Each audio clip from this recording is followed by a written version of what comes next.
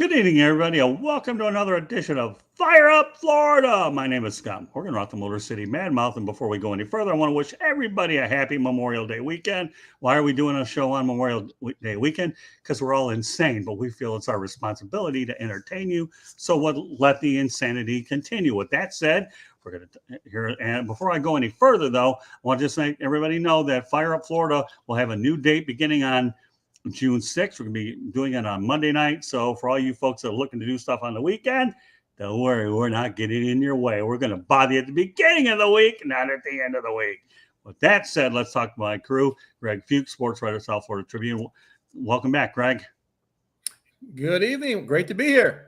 And Mancini, my partner in crime, and the guy that can take all my abuse, but does a good job doing it. Mark, welcome back to the big show. Well, it's nice to see you and Greg. This is the show that's sweeping South Florida, man. Lock it down. It's the most must-see, must-hear radio show. No, it isn't. It's sweeping Florida. What are you, nuts? You already got your geography already messed up. It's not Fire Up South Florida. It's Fire Up Florida. No, all I'm right. taking the whole thing. I'm not messing South Florida Tribune, but I'm taking the whole thing, man. I want to bring everybody in here. Jacksonville. Oh, boy. All right. We got the man thinking. Or the Mancini thinking. So, anyways, just so you know, everybody, okay, if you're looking to find the broadcast, you can find it on the South Florida Tribune YouTube channel, or you can find it on Spreaker.com, iHeartRadio, or wherever you get your podcasts. With that said, the theme of tonight's broadcast happens to be Tampa Bay versus Miami. Oh, what took place between the two cities? Well, I'll tell you what, folks. There wasn't the Miami Dolphins and the Tampa Bay Buccaneers this past week when these two towns clashed. But here's what did go on, okay? The Florida Panthers were swept by the Tampa Bay Lightning, 4-0. The Florida Panthers only scored 3 goals in the entire series. Andrei Vasilevsky was outstanding and more or less outplayed Sergei Pravrosky. Veterans Joe Thornton for the Panthers and Claude Giroux, their future is in flux. And I guess a lot of people are wondering where Andrew Brunette will coach next year. And a lot of people in town are wondering whether Joel Quenneville, a veteran coach, would have made the difference. Those are questions that I'll present to you guys in a moment. But I want to make sure we go over some of the key statistics here for the Panthers so the fans understand. The positive note is the Panthers will have a President's Trophy banner hanging over their home ice next season. Good accomplishment for this franchise. And the earliest that the Panthers will again have to hear about a 26-year drought between playoff series is 2048. Now, I kind of know where I'm going to be, but I'll let the man upstairs make that determination. But let's break down a couple of numbers, and I'm going to have you guys comment on that. This is a team that scored more goals than any other club had in a quarter of a century. Florida averaged 4.1 per game, but managed, again, only 3 in the entire series against a 2-time defending Stanley Cup champion Tampa Bay Lightning. And by the way, for you Tampa fans that are watching, I do believe the Lightning are going to win their 3rd in a row, and they will repeat. So with that said, okay. Now, other things that the Panthers are as they smashed the single season records for wins at 58 points, an NHL best 122 this season, and goals as well. Plus, they got their first series win, as I alluded to, since 1996. Jonathan Huberdeau became the first Panthers player with a 100-point season, and the team went 37-0 at home. And obviously, they started the year with 8 consecutive wins and added a 13-game winning streak. Oh, they like a 30-game winning streak, but 13-game winning streak later in the year. So with that said, obviously we know that the Panthers need 16 games to obviously hoist the cup, and they were able to go ahead and manage to get 4. So, but when the goals came, okay, they were close to unbeatable. And, you're talking about 69-2 when they had 3 goals or more, 15-4 with 2 goals or less. They were only shut out once. The only problem is it happened to be on the last game of the year. So with that said, okay, Greg Fuchs, why don't you give us your take on what your thoughts about the Panther season? Yeah, I mean, watching the Panther playoffs this year reminds me of the old ABC Wide World of Sports when they had the line, the agony of defeat, because this was 4 games of agony for the Panther fans. And the most surprising thing to me is not that they lost to Tampa Bay, because Tampa's got a great team, experienced team, But the playoff series last year against Tampa was a fantastic series. Panthers took them 6 games. And I think the Panthers actually outplayed them last year with Vasilevsky being the difference maker. This year, I mean, the Panthers just never got going, looked nothing like the regular season Panthers. Now, I know playoff hockey is a little more physical, a little more defensive oriented, but that's no excuse for scoring 3 goals in 4 games. I mean, the power. If you had to look at one thing, the power play was just. I think it was 1 for 31 in both rounds of the playoffs. Just horrendous. And the thing about hockey, it's one thing to score a goal, but when you score a goal in hockey, it just builds momentum, gives the team confidence, and they just got nothing rolling. And even when they played well, they outplayed Tampa in Game 4 of that series, but they couldn't get anything past Vasilevsky. And it seems like every time Tampa got an opportunity, they took advantage of it. Many of their goals were like deflections right in front of the net. Panthers got none of that. Tampa played a defensive first style, clogged up the center of the ice to keep the Panthers forwards from moving the puck. And I lost track of the number of times the announcer said, and Tampa blocked the shot. It just seems like half the shots Florida took got blocked by either the defensemen or the forwards for Tampa, which is part of their MO. That's how they play hockey. I mean, I mentioned I think the Panthers outplayed them last year in the playoffs, and this year's team is definitely better than last year's Panthers team. And for them to come out and play so poorly, it was just a huge disappointment. They need to make some changes to this team, but just minor tweaking. They cannot overreact because they lost 4 straight to Tampa. Well, I think the numbers that are staggering, Mark, before I bring you into this, and I want to make sure that our listeners and fans are out there, and I'm going to go over these numbers again. When the goals came, they were unbeatable, 69-2 when they had 3 or more, and 215-4 when they had 2 or less. And that, to me, is so one-sided, Mark. I know you've probably seen a lot of hockey, but you want to talk about a one-sided stat, Mark. I think that's definitely it, don't you? Well, the biggest problem here is I think they just shot themselves in the foot here by, having the most points during the regular season. We've seen this concept being done across the board in major sports. It takes a lot out of you. When you get into the playoffs, it's all about matchups, guys. Yeah. And I think what ends up happening is, now I know, you said earlier, Scott, you think Tampa can take it. Hold that fort a little, man. Carolina's a team you got to watch out for here. They can play defense. They got 4 lines that are coming at you.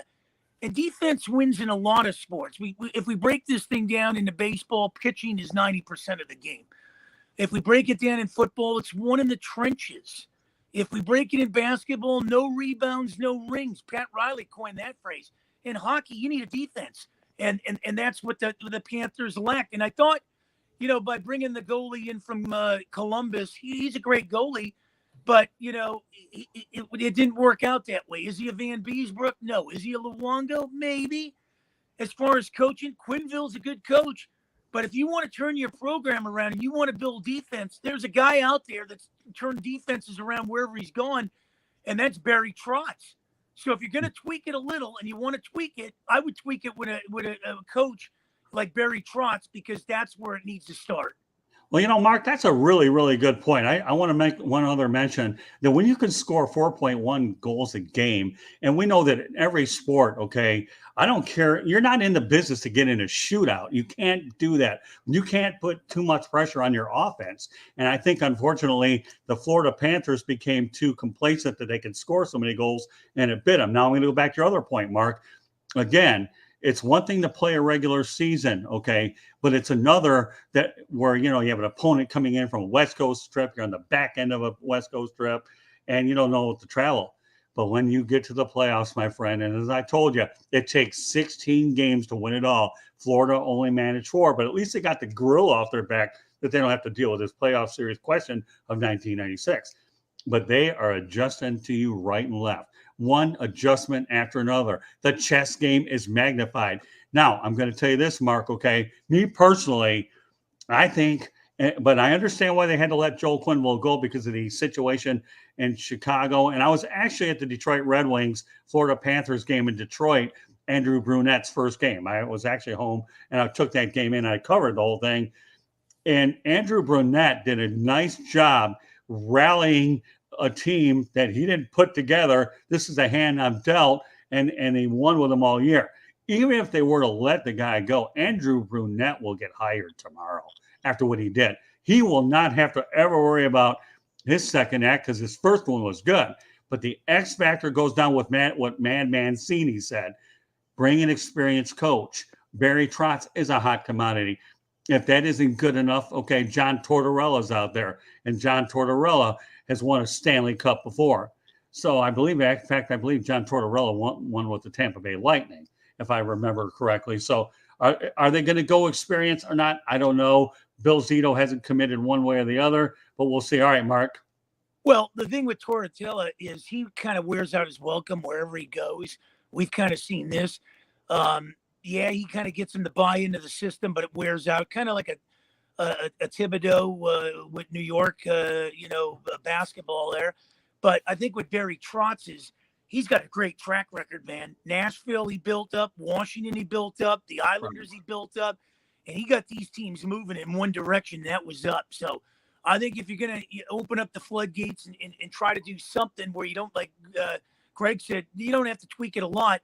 One thing that would work in that favor for him is elevating Barry Trotz there in South Florida and make that thing work. Oh, I don't think there's a question about it. In fact, another name comes to mind when you talk about a short-term guy is Billy Martin. Everybody knows that Billy used to be the quick fix master, and then you go from there. But my question to you is, Greg, okay, do you think that Joel Quenneville leaving may have impacted this series, at least this year, with the type of players that they have? I mean, you certainly can argue that. It's a convenient excuse. I still think the biggest – Panthers had two problems against Tampa. One, I don't think they were physical enough. They lost a lot of board battles. And I'm going to change my three things they did wrong. The power play just struggled. I just don't get that. They have so much talent on that power play. Why it struggled so much. And even when it was clicking, they still couldn't get the puck past Vasilevsky. And the one thing they might have been able to do differently, maybe Quenneville could have done this, and the announcers mentioned this several times, the Panthers just seemed to stay up high, up by the blue line with a lot of the puck movement. They didn't move it down low, get more stuff going on in the crease. I'm not enough of a hockey X's and O guy to tell you how to do that, but that's where Quenneville with some experience might have come in handy. But this is where Bill Zito, the biggest decision he has to make this offseason is, do you bring back Andrew Brunette? Right. I'm a big fan of keeping things consistent if possible. I hate turnover in general manager and coaches. You get new systems and they want new players. So, but if he thinks Barry Trotz can come in and give them something that Brunette is not capable of, he needs to pull that trigger soon before someone else hires him. Sure, because number one, the Detroit Red Wings are looking for a coach. Everybody knows that the Red Wings are very familiar because they played Nashville a lot. I think the Washington Capitals erred because they didn't pay Trotz. And I think the New York Islanders erred because they let him go because, as Mark Mancini mentioned, this guy's been a stable force everywhere. Now, let me talk about the goaltending situation for a moment, okay? And since all of us are old enough to appreciate this guy, this is one of the things I noticed as I was checking some things out. Back when I was growing up as a kid, the most dominant goaltender, especially during the playoffs, was a guy by the name of Ken Dryden. Okay, Ken Dryden to me was 6'4". In 7 seasons, he won 5 Stanley Cups. He retired July 9th of 1979, and then he went into law and then ended up going into the Parliament. Now, why am I bringing up Ken Dryden? For a lot of you hockey people, enter Andre Vasilevsky. Okay, Dryden stood 6'4". Andre Vasilevsky, the short time he's been in here, 6'2". He's already won 2 Stanley Cups, and he's attempting the three-peat. And on July 29th of 2019, he signed an 8-year contract, okay, worth $76 million that will pay him through 27-28. So if this is a reason, Panther fans, that you should get nervous, Andre Vasilevsky isn't leaving anytime soon because Tampa's locked him up. And I think for the Florida Panthers, they can only hope that after Pravrosky's $10 million contract goes away, is Spencer Knight good enough to be able to take over? Now, I know that's a loaded question, so we're going to start with Mancini, okay? Do you remember Ken Dryden very much? Because the one thing about Ken Dryden I remember is he played in that Team Canada series against Russia in 1972, and his goaltending mate was Tony Esposito. Ken Dryden, to me, was, and he retired earlier because he wasn't getting paid enough money, and he ended up doing some unbelievable things. You talk about guys that left their sport early. We talk about Barry Sanders, Calvin Johnson, Jim Brown. Ken Dryden could actually be lumped into that discussion, but staying on point, Mark, what are your thoughts about Ken Dryden? And then I want you to make a legitimate comparison over to Vasilevsky. Well, when you think of the Montreal Canadiens, I know it's been a while since they won a cup. I think the last cup they won was when they beat the LA Kings with Patrick Roy on the Nets. But Montreal always has been solid with great goaltending there. Right. When you look at them and you go with Dryden and we lost Guy Lafleur, the Flower, you had some Larry Robinson on defense. The Canadians were a bear to contend with. And, then here comes Patrick Roy. Here comes Carey Price. I mean, when you look at goaltending, nobody beats the Montreal Canadiens. Right. As far as comparison, yeah, he's a great goalie, in Tampa, and he's got a great defense, great scores in front of him and everything. But when I look at goaltenders, you got to add another guy to this mix too, is Martin Brodeur. Oh, yeah. Smith. Those are guys that were great goalies too. Billy Smith with the Islanders, Cups, Grant Fuhrer. Grant Fuhrer was another one. So, if I'm going to rate some of these guys, I'd probably go Dryden. You got Brodeur, Fuhrer, and Brodeur. But if you want to look at teams and you want to compare Tampa, if they get a third cup here, still, it'd be tough. And I love my Penguins. It'd be tough to compare anybody to those Edmonton Oiler teams or those New York Islander teams who were they were loaded like bear every year in and year out. Well, Patrick Roy, is unbelievable. And for a lot of Penguin fans watching the show, Marc-Andre Fleury wasn't bad either. Okay, so he's a pretty good goaltender, and I'm just putting it lightly. But when you talk about, and of course, Jacques Demers was the guy who coached the Canadiens to their last Stanley Cup in 1993. Canada's looking to get a representation, hopefully, with Edmonton Oilers. And a former Detroit Red Wing general manager, Ken Holland, is running the show over there. So, anytime you got a guy like Connor McDavid, you certainly give him a puncher's chance. But I don't want to look too ahead of myself, I want to stay on point. But the one thing we can all probably agree on that the Florida Panthers haven't found yet, and it's not easy for any team in playoff hockey to do it, is you have to have a goaltender that stands on their heels in the postseason to carry you to the cup. That's proven through the years that will never change. And we've seen that with all the goaltenders that we've mentioned. Greg, any thoughts on that? Yeah, well, I was a kid growing up in Massachusetts, and I was a huge fan of the Bruins back in the days of Esposito and Orr and all those guys. And unfortunately, I remember Ken Dryden all too well. He was just outstanding and just led to a lot of frustration. Same frustration I get watching Vasilevsky, very comparable. But Pravrosky played well for the Panthers. He made a lot of outstanding saves, was probably their best player in the playoffs. Is he as good as Vasilevsky? No, he's not. Could Spencer Knight be as good as Vasilevsky? To be determined. He was, highly thought of coming out of high school, highly thought of coming out of college, has played well in his limited time with the Panthers. I think if somebody was to make Zito an offer for Pravrosky in the offseason, which I don't think they will because there's still 4 years, $10 million a year left on his contract. So that'd be a tough contract to move unless you threw in some money and some extra players. But Spencer Knight could be one of those guys that moves the needle for you. Okay? All right, let's talk about Pravrosky now that you brought him up. I got some numbers here that I think are worth sharing. He was obviously stellar in the regular season with a 39-7-3 mark, .913 save percentage, and a 2.67 goals against average. His save percentage of .911 and goals against average 2.70 were basically the same in the playoffs. Unfortunately for Florida, they were 4-6 in the postseason, and of course, being swept the last four. So I think the numbers were actually better this year than they were in the past. And again, Sergei has at least a playoff series win. So if they ever lump him to a trivia question about who's the latest Panther goaltender to get a series win, at least Sergei's in that conversation. So I know we've talked a fair amount of hockey. I want to get to baseball a little bit, okay? And we're going to talk about the Miami Marlins and the Tampa Bay Rays, okay? But they played a 2-game series out at Tropicana Field. I don't know what was a bigger story of the week, whether the Marlins lost 2 games, but I'm going to go over a couple things anyway. But the NC Rays fans realize you're playing the Yankees, so I have a feeling your attendance figures going to be a little bit better this weekend than they were earlier in the week. But let's talk about the seriousness situation out in the Tampa Bay area in terms of stadium. Okay. Now, obviously, the Marlins and the Rays, I'm not going to tell you that they're not Red Sox and Yankees. I get that. Okay. But they are Sunshine State rivals anyhow. But in the 2 games that they faced one another during the week, the 4-0 loss by the Marlins to Tampa, 9,006 showed up at Tropicana Field. 7,520 showed up in a 5-4 loss to Tampa Bay. So the Marlins lost 2 games. And folks, if you're lottery players and you're looking for a 5-digit number, I'll give it to you. And all proceeds, just send them to southfloridatribune@gmail.com. And I don't give lottery advice a whole lot, but I'll at least go ahead and give you a 5-digit that you can play with. 16,526 is what you had for the combined total with the attendance there.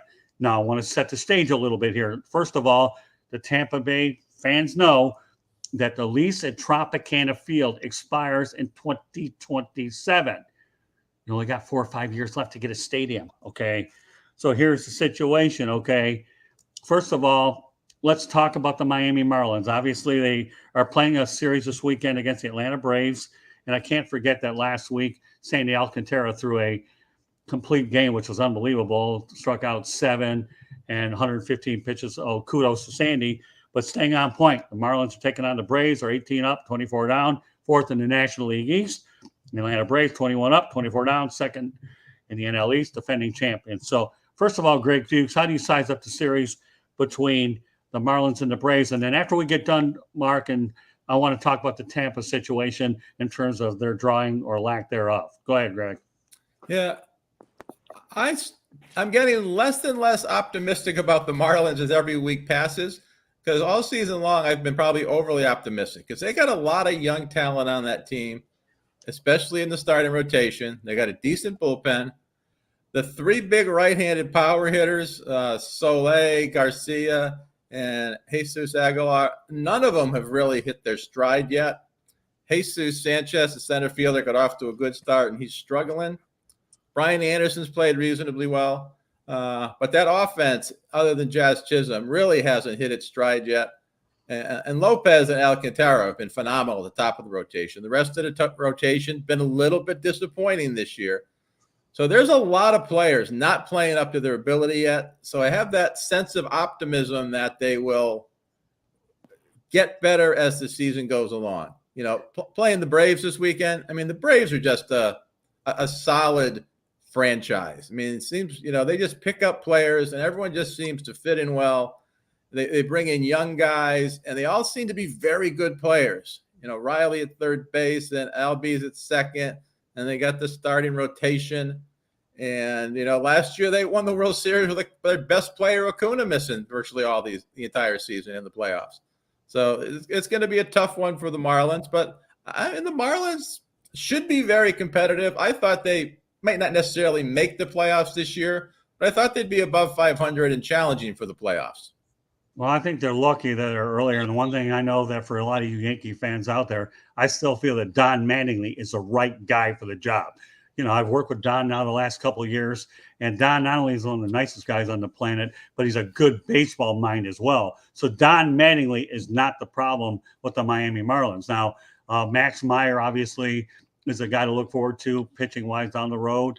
And Sixto Sanchez, if he ever gets right medically, he'll be a stud as well. So they've got some arms. So the question is, as I've been saying week in and week out, Mark, okay, on the show with Bruce Kessinger, which, by the way, I should give a little promo that I enjoy going on Bruce Kessinger's show at noon Eastern time on Saturday. Mark Mancini, myself, and Bruce have an opportunity to talk sports. But let's stay on point here. I've always been a firm believer if the Miami Marlins can ever get up to speed offensively, this team will be absolutely dangerous, right, Mark? Well, I think they're right up there. I mean, it's a young squad, and we did this comparison before, and I want to stay on the point, but when I look at my Pittsburgh Pirates and I compare them to the Miami Marlins, I think they're both in the same boat. But when I look at what the Pittsburgh Pirates are doing compared to what the Miami Marlins are doing, what the Pirates didn't do before is they're starting to sign that young talent to long-term contracts. Case in point, Brian Hayes, Brian Reynolds. They bring up a guy like Cal Mitchell. They have the number 7 minor league system in baseball. So you're starting to see those guys come up through the system. Ben Cherington's done a great job. The Marlins were on their way till the whole Fernandez thing blew up in their face, and that's a sad story because I thought the Marlins were really coming on. We saw what they did in 2020 where they came out of nowhere, ran a nice streak, got in the playoffs, and got knocked out by the Braves. But this is a team, when you look at what they've done in the month of May, they're 5-16. So, and when you look at the division, you can't win a World Series in April and May, but you can knock yourself out of the playoffs in those months. And that's where I'm looking at the Marlins. You start falling behind 500, then you got to say to yourself, okay, what do we go in the next 20 games? What do we got to do this? We're not even near the halfway point, but you start getting in the dog days of July when humidity is a big factor in Miami and stuff, and these guys are drained and making up games that were pushed back a week and stuff. You're looking up at the Mets who are just running away with that now, and now they've got 2 horses out. If those Met pitchers can't sustain with those 2 guys out, what can the Phillies do? The Phillies don't even have a bullpen. The Braves are the back, the defending world champs. So that leaves the Marlins and the Nationals, and we know what's going on in Washington.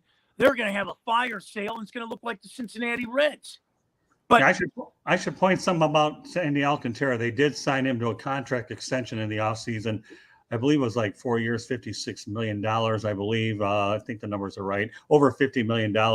And what was so nice about last Sunday's game, though, Mark and Greg, is the opportunity to see a complete game. My God, those things they used to be the norm. Now they're exception to the norm. So I was glad that Don Mattingly allowed him to go ahead and finish the game. And more importantly, in that contest, Sandy Alcantara gave up 3 unearned runs. That game, Jesus Aguilar dropped a routine foul ball that obviously resulted in 2 runs later on. Of course, there's a 3-base error that factored into it. So, again, I do believe that the Marlins have a good nucleus to work with, but at some point or another, these marginal hitters have got to wake up. They really do, in order to give them a puncher's chance. Greg, obviously, we both live down here. Any other thoughts about the Marlins before? Well, Rays. All right, Mark, go ahead. To feed off what you were saying with the attendance factors and nobody drawn, geez, I might have to go to Tampa to get a foul ball. I'm going there in July in Oakland to get one. But when you look at these franchises, and we grew up when franchises were on the brink of moving. Hell, the Pirates 100 years in Pittsburgh were threatening to move to Denver and, New Orleans and stuff. And the Giants were going to move out of where they were in San Francisco and go to Tampa. We saw Montreal move to Washington. So to me, I'm looking at the Marlins. They got the new stadium there. They got a beautiful one in Pittsburgh. I know we've had a little bit of attendance problems, 13,000 the other day in an afternoon game against the Rockies. But when I look at Tampa and Oakland, I'm saying to myself, fast forward this now to where we are now, to where we started. We were hearing movement in the 80s and stuff. Why are we having this conversation now as we're going into 2023 about Tampa and Oakland? Where are these teams going to be playing? It's ridiculous. Yeah, it really is. And I guess we'll use that as a segue to go to the Rays first. I mean, we already know that the Marlins' problems are documented in turn. They're pretty old, that they need offense. Okay, that's given. We know their pitching staff. And actually, for the Atlanta game on Sunday, they drew over 17,000, which was a little better than most. Then again, on Sunday, you should draw pretty well anyhow. But getting back to your point, Mark, okay, here's what you've got in Tampa. The Tampa Bay Rays, year in and year out, to me, develop players like no other team I've ever seen. They continuously have winning seasons. They have unquestionably one of the best managers in baseball in Kevin Cash. He continues to do a lot with the resources that they have. Both of these franchises have some of the lowest payroll out there. But what are the Tampa Bay Rays doing? To me, they're actually magicians when it comes to, I consider them the David Copperfield of baseball. When you say abracadabra, alakazam, and we end up making wins appear, and you wonder how the heck are they doing it? But the saddest part about the whole thing is this, okay? No matter how good that team is, okay, that place in St. Petersburg, Tropicana Field, and I've been there, seen a few games there. It's an interesting looking stadium, and they continue to have sparse crowds because obviously, if you've driven down 275, the Howard Franklin Freeway out there, it's just gaudy with the from when they need a stadium in Hillsborough County. I don't care what St. Petersburg thinks they're going to do to offer them another. No, all these successful franchises in the Tampa Bay area, by the way, folks, reside in Hillsborough County. Many years ago, I'll never forget, the Tampa tried to put a stadium adjacent to Al Lopez Field by Tampa Stadium. Didn't work out. St. Petersburg built their stadium. Tampa said, the heck with them. We'll just let them go there. We all know how that's worked out. Tampa needs to get a stadium, and that thing has to be in Hillsborough County. And I'll tell you another thing. I do believe in my mind, being a University of South Florida graduate and a former Tampa resident, and I can speak from experience, okay, Major League Baseball can succeed in Tampa. I don't care what anybody says. Hockey's doing all right. The Buccaneers are doing all right. There's no reason why the Rays can't do well, especially with the success that they're having. How many franchises around Major League Baseball would love to have the one-loss record that the Tampa Bay Rays have had? They've been to 2 World Series, they haven't won them, but nevertheless, they've been there, and they've been consistent under Joe Madden and Kevin Cash. With that, Greg said, Greg, go ahead. I'm going to have to disagree with you. If you build it, they are not going to come. I mean, the Rays have had an exciting young team for the last 5 years, very competitive in the playoffs, and the people still don't show up. So I can't imagine the city or the owners are going to – what's it cost to build a stadium these days, $1 billion or something crazy? I mean, to me, that's not a wise investment. I mean, the Marlins have a new stadium, and they're not drawing any better. They haven't been as competitive as the Rays. Come on, Greg, where did they put it? I would move the Rays franchise. Well, okay, but let's have a conversation here, okay? You say that the Marlins, that's a beautiful stadium. The problem is Little Havana was the best deal that they could make, and that's why they put it on the old Orange Bowl site. Unless you've lived in the Tampa Bay area, okay, I know from, I'm not trying to say you're wrong, Greg. Everybody has an opinion, and I certainly respect anybody that wants to offer that opinion because we all have them, okay? But Hillsborough County will support. Just the problem is in Pinellas County, if you've ever driven to St. Petersburg and you've driven across that traffic, that's awful. Obviously we know expenses, stadiums are expensive, but I do believe that Hillsborough County is a ticket if they're going to keep it. And that sister city idea that they were even screwing around with between Montreal and Tampa was absurd. So with that said, Mark, go ahead. You see, well, here's where I'm going to go because this is what I like about a show. You start bringing the dynamite kegs, you light them up. I'm going to side with Greg a little on this, Scott. And, this is the great thing about doing these shows. You just lay it wherever it goes. But let me break some things down here. When you look at Pittsburgh, Pittsburgh's a football town.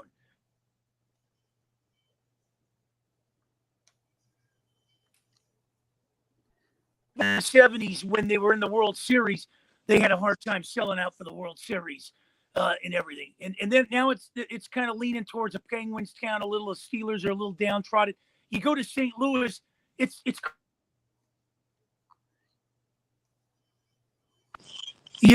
that's where it is. The Rams couldn't do nothing there. The Blues are hanging in there. I don't know what the thing is in Tampa, but I will tell you in Miami, being there once, it seems like it's a football town. The Dolphins dominate. The Heat been struggling here, drawing. Now they're back in the mix here. The Panthers, the East Coast Seaboard would come down there. The Ranger Bruin fans or whatever would come and flood that. The Marlins can't draw. So I think when you look at this geographically, even out here in Los Angeles, it doesn't matter if the Kings win 5 Stanley Cups. They're not going to be in the same favor as the Lakers. Well, we all know that South Florida is an interesting town. And Greg, I don't know what the deal is in Tampa. Maybe they're in love with the Buccaneers right now, or the Lightning and the Rays. But the Rays have been downtrodden for years with fan attendance.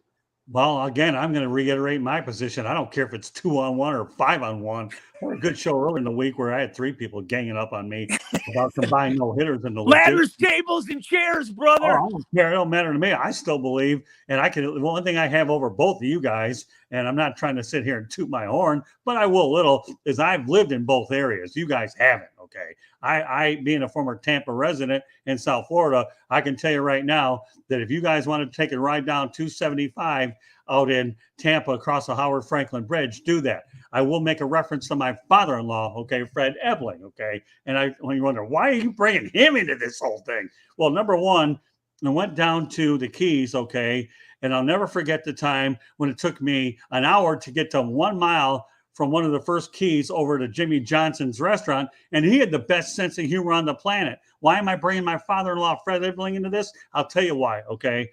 Here's the deal, okay? If I had my father-in-law on 275 South on the Howard Franklin Bridge for every stinking traffic jam I'd have from Tampa to St. Petersburg, I'll tell you what, he would get a hero's worship for taking that drive with me because he tolerated the longest 1 mile drive I've ever had in my 59 and a half years on the planet. So I'll say this, and you guys can hammer me all day long. I don't care. I love it, okay? In my opinion, they need a stadium in Hillsborough County, and if they don't want it, I got news for you. Charlotte, okay, is waiting for you. Nashville's waiting for you. No, Montreal's not going to get it. Go ahead. Here's the thing. Let's get your father-in-law on Candy. Get in the Chevelle. We'll bring Greg. We'll look like ZZ Top. We'll head up. But I will tell you this. I'm going to drop my ace on it right now. Tell me then why baseball never worked in Montreal, because it's a hockey town. They were never going to beat out on the Canadians. Nobody cared about the Expos up there. No way. I'm interrupting you on this one, and I don't care what you have to say now. My uncle, Ernie Harwell, and I have a good uncle in Ernie Harwell, and I talked about the same subject, okay? The only reason baseball went down the drain in Montreal is a 1994 strike when they were well on their way to a World Series. That killed baseball in Montreal. I really believe it. I will say that till I can't talk again, and I don't care how loud I am. Give me 5 2-liter Mountain Dew. Greg, I'm tagging you in, baby. Yeah, but here's the deal. The reason why baseball went downhill in Montreal is a 1994 player strike when they had the best record in baseball, and they were well on their way to taking on the New York Yankees. So the 1994 baseball labor situation destroyed a lot of things. Not only did it destroy baseball, it killed baseball in Montreal. I think if Montreal ever built a stadium, I mean, the Expos back then, though, they had some great teams. They did. A lot of talent. Exactly. And I remember that 94 season. They could have very well won the World Series that year. But to blame their failure in Montreal in one season, I think is a little No. Here's the thing, guys. Here's the thing. The stadium was an issue. Right. You know, Olympic Stadium was a joke. Before that, they played at Jerry Park. Right. But you're talking about trying to compare a team that's been there. I think they came in 69, if I'm not mistaken. Right. How the hell can you compare this team coming in here when the Montreal Canadiens won over 20 cups? You can't. So what? Big deal, Mancini. Wait a minute. Wait. I don't care what you've got to say there. They had a heck of a lot of great players there. All I'm saying is it's a hockey town, and baseball's hard to compete in Montreal. Well, we all know that Montreal is a hockey town, even though they won it in 93. The seasons don't overlap for 4 or 5 months. Greg, just a minute. My co-host, Eric Katz, okay, calls Olympic Stadium a concrete dump. What more do you need to say? They needed a brand new stadium. Unfortunately, the 94 strike killed it. Okay, Greg, go ahead. Man, I think we're overstating the benefit of a nice stadium. I mean, I'm an Orioles fan. One of the best stadiums in baseball. And how's the Oriole attendance been the last 5-10 years? Because they've had crappy teams. Has not been good at all. I just interviewed a former Oriole announcer, and you're right. The Orioles they've struggled of late, but you know what? They're in the same predicament as, you know, when they're looking up at the Yankees and the Red Sox. But I just think it's a bad farm system for them to a certain extent. How does a team like this from the 70s, when they dominated, going into the 80s, and all of a sudden the last few years, when was the last time the Orioles have done something? It's like my Pirates. Well, there you go. So you just made my next point, Mark. Okay, Greg, if you go out there and start fielding indigent teams all the time, how do you expect the attendance to be? At some point or another, people get sick and tired of losing. And here, I'll even add another thing. Okay, Mark. Okay. Not only if they're bad teams, but what does it cost to go to a game these days? So you talk about what people are paying out of their pocket for bad baseball. If you want bad baseball, go to a darn AAA game, for God's sake. They're a heck of a lot less than they are for Major League Baseball version of AAA baseball. So what do you expect for attendance? But the Orioles aren't. There's not an attendance problem with the Orioles, like there was maybe in Memorial Stadium there was. But when I'm looking at the Rays on a consistent thing, when I'm looking at the A's on a consistent thing, year in and year out, if you look at across the board, it kind of reminds me of the National Hockey League in the 70s. 4,000 were in the Civic Arena watching the Penguins, or 4,000 were at the Fabulous Forum watching the Kings. That's what you got attendance coming on these days with Tampa and Oakland. And they're proud franchises, but they're franchises where people are spending their money in other places there in Tampa. Yeah, but you know what, though? Yes and no. Okay. We realize the Tampa Bay Lightning, to me, their success is unbelievable thanks to Steve Yzerman turning it around, and they built themselves a juggernaut. I've always thought that Florida Panthers are a Tampa Bay Lightning wannabe. Sorry, Panthers fans, but that's how it is. Look at the success on the ice and look at the way they're packing the place, okay? And I'm not going to dispute the fact that Montreal is a hockey town, but let's face it, okay? You can have a summer sport and you can have a winter sport, and so there's enough money to go around in a major market like Montreal. That comes down to the fact it's a bad stadium, and they had a lot of good players that have gone through the years. So, but I like this spiritable, energizing debate that you're going to bring your Pittsburgh Pirates, who by the way had 20 years in a row where they ended up having losing seasons. Yeah. And I know Mrs. Roberto Clemente was glad it wasn't 21, or it would have taken her husband's number and made it look a lot worse than it was. I'm very familiar with the baseball history, but the reality is this. And I know the Miami Marlins, when they won the World Series over at Joe Robbie Stadium, wherever you call it, they put 50, 60,000 people in there. So, and we all know that South Florida is a winner. We don't support town. That's evident here. Anybody that's lived in the area realize that they're all fair weather fans. And yes, okay, I'll go back on your point, Mark. Okay, that you go out there and you have warm weather climates, there's more things to do. I get that. That factors in. But you know what? If you do build it, they come, and people are looking for comfortable amenities is what they're looking to do. And right now, in the case of Oakland and Tampa, you don't have either of them. They're bad stadiums. And the reason Montreal doesn't have a team, and who knows if they ever will get one, is you need to put together a suitable facility to make it worthwhile. So, I agree. You have to have a nicer stadium than you got in Oakland and in Tampa. But you're not going to go from 8,000 fans a game to 30,000 fans a game just because you got a better stadium. No, maybe in year you're one right. you do. But you need to be competitive. You need to have a nice stadium. And I'm still not convinced if you have both of those in Tampa, they're going to draw fans. Because they've been very great teams the last 5 years, and they haven't drawn fans. I don't know why. Maybe it's, one of the challenges of teams in South Florida baseball-wise. You got a lot of people from the Midwest and Northeast down here, and they're not going to change their allegiances from the Cardinals to Cubs, the Yankees, and the Mets. Yeah, but set your standards a certain way, Greg, okay? You don't have to put 30,000 in, but I'll settle for 20. Okay, so put 15, 20,000, and at least your nut goes up a little bit better. Anything's an improvement over what they've got. Right. Go ahead, Mark. Well, here's the thing.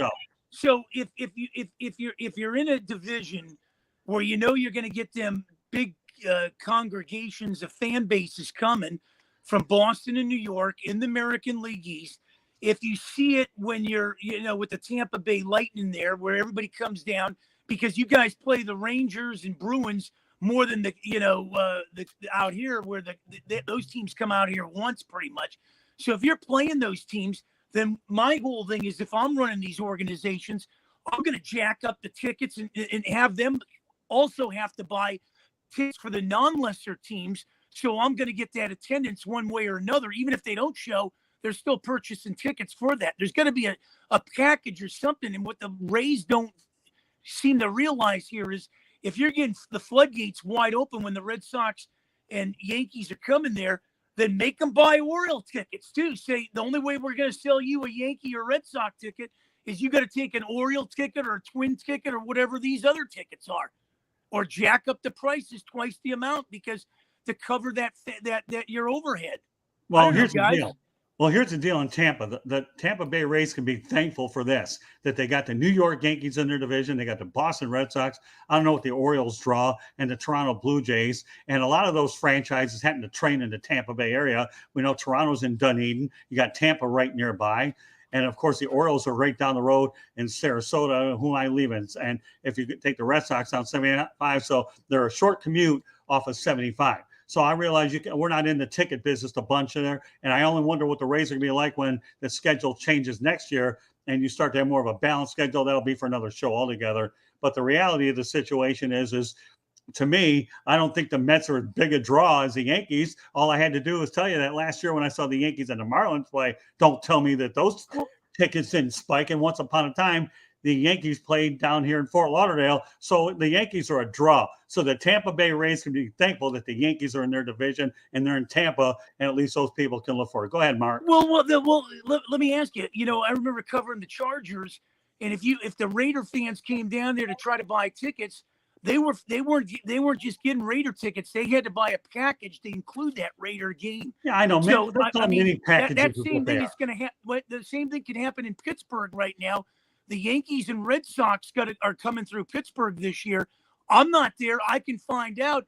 But you can't just walk up and say, I just want a ticket for the Yankee Pirate Series. You might have to buy a package. So I don't understand why they can't do that in Tampa or some of these places where they're not drawn.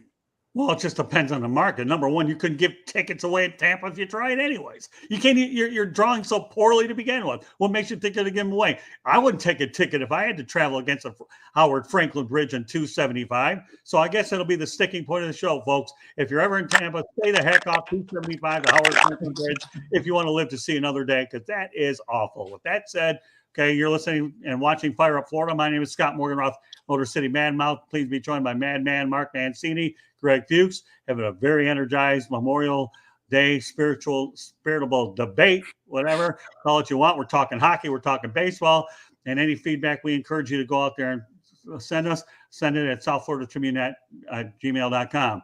With that said, I know we've talked a lot of Panther hockey and Lightning hockey, talked about the Marlins, and we're talking about the Rays. No, we're not going to settle all the attendance problems or in this show, and we're not going to sit here and settle the Florida Panthers playoff woes.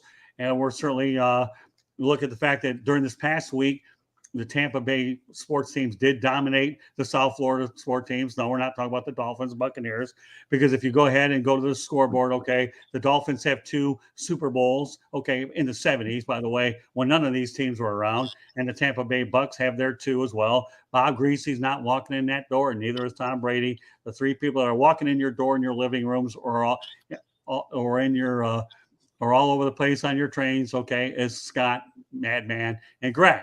But that said, I know we have a pretty interesting broadcast tonight. Mark, any closing thoughts about the week that was? The fact that Tampa Bay got the upper hand over South Florida. Well deserved, and so proud to be a part of this show, and can't wait for the move to Mondays, and blessed to work with both of you. And you're right, we can agree to disagree. We might not all get along on some topics, but at the end of the show, we can kind of, say to each other, I love you, brother. Well, you know what, Greg? I like it once in a while when you disagree with me, because you know what? That's like okay. I mean, there's more to this guy than just the outstanding writer he is for the South Florida Tribune. I'm going to disagree with you just for the heck of it going forward. Oh, go ahead. I love it. Give me more stimulated. The only thing that cost me is a little sleep. But that said, Greg Fuchs, let everybody know how they can get a hold of you. Yeah, you can get my writings on southfloridatribune.com, and on Twitter, it's GFuchs at Gregory Fuchs. And I know we didn't talk basketball tonight, but for someone who grew up in Massachusetts, go Celtics. Yeah, Celtics taking on the Miami Heat tonight. Can the Heat stay alive? We'll know in a little while. All right, Madman Mancini, you and I have a date tomorrow, but we have a little wrap up now. Go ahead and let them know where you're at. Well, doing the Pittsburgh Pirates podcast back on Monday as well from Los Angeles with Tarek Brock. Just finished up the XM Sirius side of things with Fred Wallen and Artie Shores. Got you tomorrow in Oakland with Bruce Kessinger. And then Thursday, I'll be in Philadelphia with Liberty Bell Smack. Can't wait for this next show. Next week in Detroit, we're getting into Milwaukee. Good things are happening, my friend. Yeah, I've been on that Libertyville Smack show. What a great show. I enjoyed being on there, as well as all the other shows on Mancini Sports. All right, just to let yours truly here. You can check out our website, www.southfloridatribune.com. Email us at southfloridatribune@gmail.com. These shows can be heard on iHeartRadio, Spreaker, Apple, Google, or wherever you get your podcasts. You can find us on Twitter at Tribune South. And of course, I want a special shout out to Candy Ebling, who does a remarkable job with the website. And I'm telling you what, she's actually be a co-host on Fire Up Wisconsin. Just give it a little bit to look forward to. The Fire Up series is going to add another layer to it. We have Fire Up Michigan, Fire Up Florida, Fire Up Wisconsin. That'll be in the works. Stay tuned for details. So just giving you one last piece of information before we call it a night. You can find these shows wherever you get your podcasts, iHeartRadio, Spreaker, Google, Apple. We'll go that route. And please subscribe to the South Florida Tribune YouTube channel. That way you can hear me argue with my two co-hosts or anybody that I want to get involved with a confrontation. Confrontation gets me more fired up. The only thing it costs me is a little bit of sleep, which I really don't frankly care about anyways, because that's a luxury for me to begin with. So, but meanwhile, I had a good time tonight. And again, you can find us a lot of different places. So please subscribe to the South Florida Tribune YouTube channel, and you can find us on Twitter. So on behalf of Mancini and Greg Fuchs, my name is Scott Morgan, Roth, the Motor City Madmouth. Thank you for joining us on this edition of Fire Up Florida. Folks, go out there and have yourself a great Memorial Day weekend. Be safe and have a good time. And we look forward to seeing you the next time. And once again, the next time you will see this show is on June 6th on Monday night. So pencil that in.